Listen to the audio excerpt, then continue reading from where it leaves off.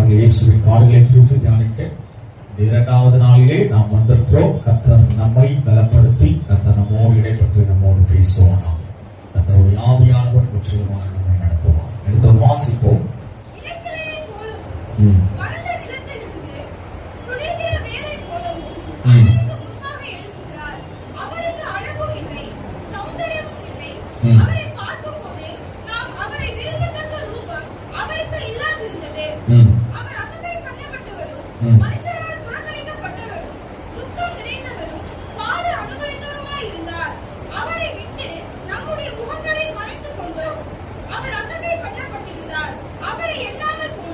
கர்த்தருடைய வார்த்தை இப்படியாக சொல்கிறது, இளம் கிளையை போலவும் வறண்ட நிலத்திலிருந்து துளிர்க்கிற வேரை போலவும் அவனுக்கு முன்பாக எழும்பும்.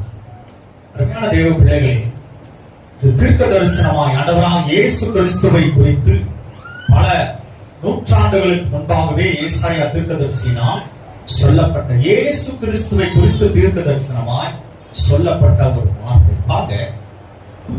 வறண்ட நிலத்திலே துளிர்க்கிற வேரை போல அவனுக்கு முன்பாக எழும்பும்.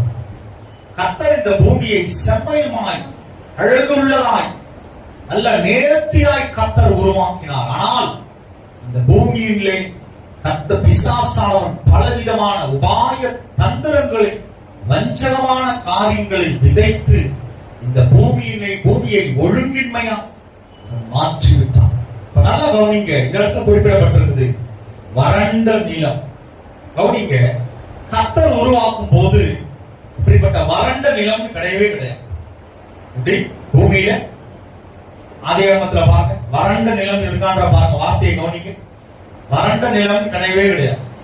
கர்த்தர் எல்லாவற்றையும் செம்மையுமாய், எல்லாவற்றையும் நேர்த்தியாய், அழகுள்ளதாய், நல்ல ஆதாரங்களை, நல்ல பச்சை மரங்கள், மரம், செடி, கொடி வகைகள் இப்படிதான் உருவாக்கினார். கர்த்தர் உருவாக்கின முதல் காரியத்துல நெரிஞ்சல்கள், முள்ளுகள் கிடையாது. முள்ளும் குறுக்கையும் அது சாபத்திற்கு பின்பாக தான் உருவாகும். அப்ப நல்லா கவனிங்க, இந்த இடத்துல அவர் குறிப்பிடப்பட்டிருக்கு வறண்ட நிலத்தில் இருந்து. என்ன காரணம்? இந்த வறண்ட நிலம் எப்படி உருவாகும்? தண்ணியே இல்லாம வறட்சியான ஒன்றுமே இல்லாத இடத்துக்கு பேர் தான் வறண்ட நிலம். இந்த பூமியை செழுமையாயிருந்த இந்த பூமியை பிசாசானவன் எப்படி மாத்திட்டான் சொல்லுங்க? வறண்ட நிலமா மாத்திட்டான். பாருங்க, கர்த்தருடைய வார்த்தை சொல்லுகிறது வறண்ட நிலத்தில் இருந்து. வறண்ட நிலத்துல ஒன்றுமே வளர. ஏன்? அந்த வறண்ட நிலத்துல எந்த நீங்க கனி மரங்களை, எந்த விதைகளை போட்டாலும் அது வேறு ஆழமா இல்லாதனால எதுவுமே வளர. நல்லா கவனிக்க, ஆண்டவராகிய இயேசு கிறிஸ்துவை குறித்து சொல்லும் பொழுது வறண்ட நிலத்திலிருந்து துளிர்க்கிற வேரை போலும். அல்லேலூயா. அப்ப இந்த வறண்ட இந்த பூமியே, இந்த உலகத்திலே ஒரு துளிராய், அது கவனிங்க, வெறும் துளிர்னா மேலோட்டமாய் அல்ல, ஒரு வேருள்ள துளிராய் ஆண்டவராகிய இயேசு கிறிஸ்து இந்த பூமியை கவனிங்க அவனுக்கு முன்பாக சத்ருவை எதிர்க்கும்படியாய், அவனை முறியடிக்கும்படியாய், தோற்கடிக்கும்படியாய், பிசாசினுடைய தலையை முறியடிக்கும்படியாய் அவனுக்கு முன்பாக எழும்புகிறார். கவனிக்க, பரலோகத்திலிருந்து இந்த பூமிக்கு வந்த ஆண்டவராகிய இயேசு கிறிஸ்துவை அவர் எப்படிப்பட்டவராய் இருக்கிறார்? பரலோகத்திலே அவருடைய மகிமை என்ன? பிதாவுக்கு ஏற்ற மகிமையா, தேவனுக்கு ஏற்ற மகிமையா. கோடி கோடி தேவதூதர்கள் அவரை ஆராதிக்கும்படியாய் அந்த இடத்திலிருந்து இந்த பூமியிலே, இந்த பூமியிலே அவருடைய காரியம் இயேசு கிறிஸ்து அவர் எப்படிப்பட்டவராய் இருந்தார்? இந்த இடத்துல குறிப்பிடப்பட்டிருக்கு பாருங்க, அவருக்கு அழகும் இல்லை, சௌந்தரியமும் இல்லை. இயேசு உண்மையிலே அழகானவர். கர்த்தருடைய வார்த்தை சொல்லுது முற்றிலும் அழகான். அல்லேலூயா, முற்றிலும் அழகான். ஆனா இங்க சொல்லப்படுது தீர்க்க தரிசனமா அவருக்கு அழகே இல்லை, சௌந்தரியமோ இல்லை. எப்படி வார்த்தைகள், வசனங்கள் வேறுபடுதா? கிடையாது.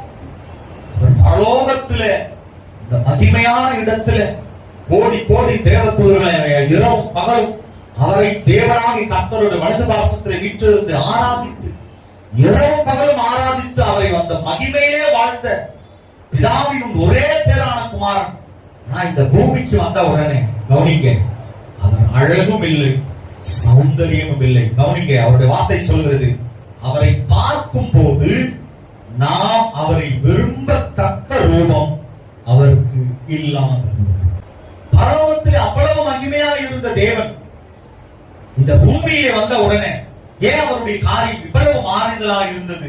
அருமையான தெய்வ பிள்ளைகளே, இந்த பூமியில் உள்ள ஒவ்வொருடைய பாவங்களுக்காக, சாபங்களுக்காக, உங்களுடைய பாவங்களுக்காக, என்னுடைய பாவங்களுடைய அக்கிரமங்களுக்காக இயேசு இப்படியாய் தன்னை மாற்றிக்கொண்டார். அல்லேலூயா. பாருங்க, 3வது வசனம் இன்னும் சரியா சொல்லப்படுது. அவர் அசட்டை பண்ணப்பட்டவர், மனுஷரால் புறக்கணிக்கப்பட்டவர், துக்கம் நிறைந்தவர், பாடு அனுபவித்தவருமாய் இருந்தார். அல்லேலூயா. அவருக்கு எதுக்கு துக்கம்? எல்லாருடைய துக்கங்களை மாற்றுபவரே அவர்தான். எல்லாருடைய கண்ணீரை துடைப்பவரே இயேசுதான். ஆனா அவர் எப்படி இருந்தாரா இந்த பூமியில? துக்கம் நிறைந்தவரும். கவனிங்க, அவர் அசட்டை பண்ணப்பட்டவர். அப்படின்னா என்ன? யாருமே அவரை மதிக்கல, யாருமே அவரை எந்த காரியத்திலும் முன்வைக்கல. அருமையான தெய்வ பிள்ளைகள், ஏன் இதெல்லாம் இயேசு இந்த பூமியிலே வந்து இதை ஏற்றுக்கொண்டார்? நம்மேல் வைத்திருந்த அன்பின் நிமித்தம். இந்த பூமியில் இருக்கிற ஒவ்வொரு மனிதன் மீது வைத்த அன்பின் நிமித்தமா. அப்போ இவ்வளவு நாள் ஆயிடுச்சு, அந்த அன்பு மாறி இருக்குமா? இன்றைக்கும் அந்த அன்பு, இயேசுவின் அன்பு மாறாததாக இருக்கு. இன்றைக்கு மனிதர்கள் இவ்வளவு காரியத்தை செய்து இன்றைக்கான மனிதர்கள் இயேசுவை நம்பி உடனே வந்துடுறாங்களா? இன்றைக்கு இயேசுவை அநேக ஜனங்கள் அசட்டை தான் செய்யறாங்க. ஆமென் சொல்லு. அல்லேலூயா. நாம் சொன்ன உடனே இயேசுவை ஏற்றுக்கொள்கிறார்களா? கவனிக்க தயவு செய்து. இயேசுவை பற்றி சொன்ன உடனே, சுவிசேஷத்தை அறிவித்த உடனே இன்றைக்கு ஜனங்கள் ஏற்றுக்கொள்கிறார்களா? நிச்சயமா இல்லை. இன்றைக்கு இயேசுவை அசட்டை செய்கிறார்கள். ஆனால் இன்றைக்கும் இயேசு அவர்களை நேசித்து கொண்டே இருக்கிறார். அல்லேலூயா. இன்றைக்கும் அசட்டை செய்து கொண்டே இருக்கிறார். அருமையான தேவ பிள்ளை, ஆனால் இன்றைக்கும் இயேசு அவர்களுக்காக பரிந்து பேசிக் கொண்டே இருக்கிறார். அல்லேலூயா. நல்ல கவனிங்க, அவரை விட்டு நம்முடைய முகங்களை மறைத்துக் கொண்டோம், அவரை எண்ணாமல் போ. ஆனா நல்ல கவனிங்க, இவ்வளவு காரியங்களை இந்த மனிதர்களுக்காக அவர் செய்திருந்தும், ஆனால் இந்த மனிதர்களுக்காக அவர் செய்திருந்தும் இயேசுவுக்காக இந்த பூமியின் ஜனங்கள் செய்தது அவரை எண்ணாமல் அசட்டை செய்து, அவரை அசட்டை செய்யப்பட்டவரா, உண்மையாகவே புறக்கணிக்கப்பட்டவரா, துக்கம் நிறைந்தவரா, மனிதனுக்காக பாடு அனுபவிக்கிறவருமாய் இயேசு இந்த பூமியில் கிட்டத்தட்ட 33 வருஷம் இந்த பூமியிலே அவர் ஜெயித்தார் என்றால், நம்முடைய பாவங்களுக்காக எல்லாவற்றையும் அவர் செய்து இந்த பூமியிலே ஒவ்வொரு மனிதனுடைய பாவத்திற்கும் அக்கிரமத்திற்கும் எல்லாருடைய பாவத்திற்காகவும் இயேசு இந்த பூமியை வந்து பாடு அனுபவித்து அதில் வெற்றியும் சென்றிருக்கிறார். அல்லேலூயா. இந்த வெண்மையும் சிறப்புமான் 10,000 பேர்களில் சிறந்தவராகிய இயேசுவை, அவ்வளவு அழகும் வெண்மையும் அவ்வளவு சௌந்தரியம் உள்ள மகிமை நிறைந்த தேவன் இந்த பரலோகத்திலிருந்து இந்த பூமியில இறங்கி இந்த நம்முடைய ஒவ்வொருடைய பாவத்திற்கும், சாபத்திற்கும், அக்கிரமத்திற்கும் அவர் எல்லா பாடுகளையும், எல்லா அவமானங்களையும், எல்லா அசட்டைகளையும் நமக்காக அவர் ஏற்றுக்கொண்டார். நிச்சயமாகவே தேவர்களே, நாம் ஒவ்வொரு நாளும் இதை சிந்திக்கும், ஒவ்வொரு நாளும் இதை சிந்திக்க வேண்டும். இயேசுவை அநேக நேரங்களில் நாம் மறந்து போகும். மற்றவங்க அல்ல, கர்த்தரை இயேசுவை அறியாதவர்கள் அல்ல, இயேசுவை அறிந்த நாமே ஜனங்களே அநேக நேரங்களில் இயேசுவை மறந்து போகும். அருமையான தேவ பிள்ளைகள், பரலோகத்தின் தேவன் இந்த பூமியின் மேல் உள்ள ஜனங்களுடைய அன்பின் நிமித்தமாதான் தம்முடைய சொந்த குமாரனை இந்த பூமியை அனுப்பினார். இயேசுவும் இந்த பூமியிலே ஒவ்வொரு ஜனங்களுடைய பாவங்களுக்காக, அக்கிரமங்களுக்காக நம்மை நேசித்ததனால், இந்த பூமியின் ஜனங்களை இயேசு நேசித்ததனால்தான் அவர் தம்முடைய பாடுகளை ஏற்றுக்கொண்டார். கவனிக்க. ஆனா இயேசு இதெல்லாம் அறிந்து கவனிங்க, இப்படியாய் ஜெபிக்கிறார், ஆண்டவரே பிதாவே இந்த பாத்திரம் என்னை விட்டு நீங்க கூடுமானா. எவ்வளவு ஒரு திகிலும் பயம். ஆனாலும் இதெல்லாம் தெரிந்தே இயேசு இந்த பாடுகளை ஏற்றுக்கொண்டார். நம்முடைய அக்கிரமங்களை நிமித்தம் அவர் நொறுக்கப்பட்டார், நமக்கு சமாதானத்தை உண்டு பண்ணும் ஆக்கினை அவர் மேல் வந்தது. தங்களை போடுவோம். ஸ்தோத்திரம். Praise the Lord. ஹalleluya. கர்த்தர் இந்த வசனங்களை ஆசீர்வதிப்பார். தகப்பனே உமக்கு நன்றி. இயேசுவே உமக்கு நன்றி அப்பா. Price the Lord. நன்றி நன்றி ஆவியானவரே, நன்றி இயேசுவே, நன்றி தகப்பனே, நன்றி அப்பா. ஸ்தோத்திரப்பா. அன்பும் இரக்கமும் நிறைந்த எங்கள் நல்ல பிதாவே, இயேசு கிறிஸ்துவின் நாமத்தினாலே உம்மிடத்தில் வருகிறோம்.